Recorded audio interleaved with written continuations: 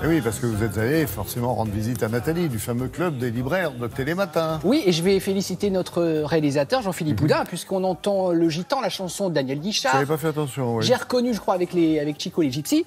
Bravo, parce que dans le premier roman, il est question d'un gitan. Bravo, la réalisation. Alors oui, Nathalie Iris, de la Garenne-Colombe dans les Hauts-de-Seine, c'est une des libraires emblématiques de ce club, vous le savez. Voici le joli visage, le joli minois de Nathalie. 3 coups de cœur. Alors ce matin, beaucoup de femmes à l'honneur, tant mieux. On n'attend pas, nous, la journée de la femme. C'est souvent dans Télématin qu'on les met à l'honneur. Il faudra attendre le 8 mars. Voilà, mais nous, on n'attend pas, on anticipe.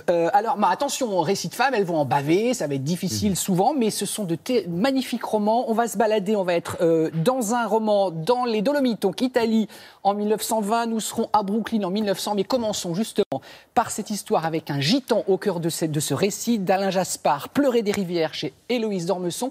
C'est une langue très fleurie. Je trouve qu'il y a une espèce de vivacité dans la plume d'Alain Jaspard. C'est son premier roman et c'est un coup de maître. Regardez, c'est parti.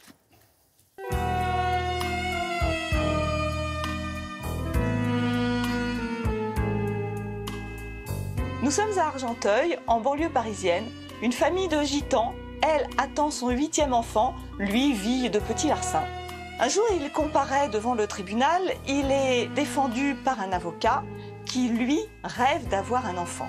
Sa femme va alors conclure un terrible pacte avec la femme du gitan.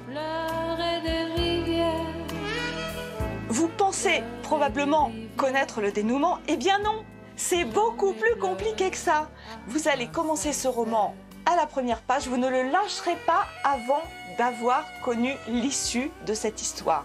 Et tout au long de ce livre, on oscille entre la morale et l'impensable. C'est un premier roman extrêmement bien réussi, je vous le conseille vivement.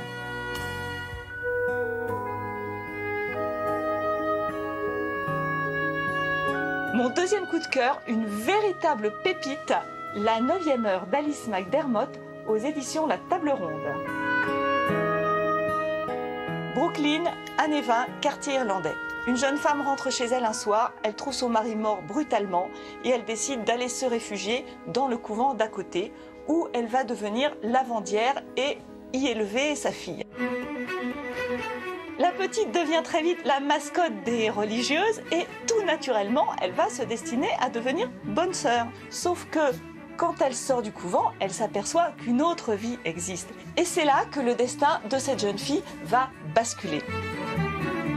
C'est un livre vraiment formidable et j'ai été très enthousiasmée par l'écriture de l'auteur, par l'atmosphère qu'elle a su mettre en place et puis par son analyse psychologique des personnages. Alice McDermott a un vrai talent d'écrivain. Je vous conseille de découvrir ce petit bijou.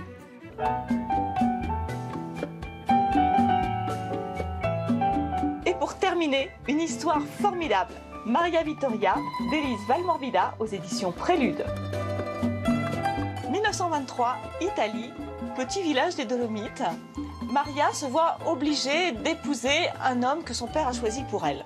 Le couple ouvre une petite épicerie dans le village voisin. Tout se passe relativement bien, mais l'ombre du fascisme plane, la guerre éclate et son mari est fait prisonnier.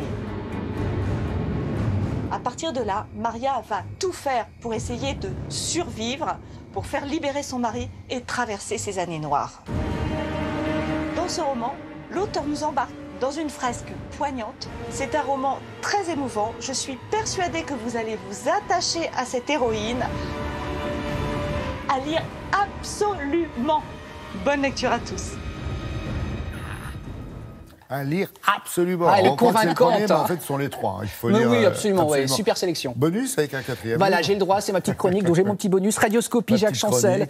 Édition du sous-sol, donc c'est Martine Chancel, l'épouse de Jacques, qui parraine ce bouquin magnifique à l'occasion des 50 ans de Radioscopie. C'était pile poil, Laurent, il y a 50 ans Radioscopie, octobre 68.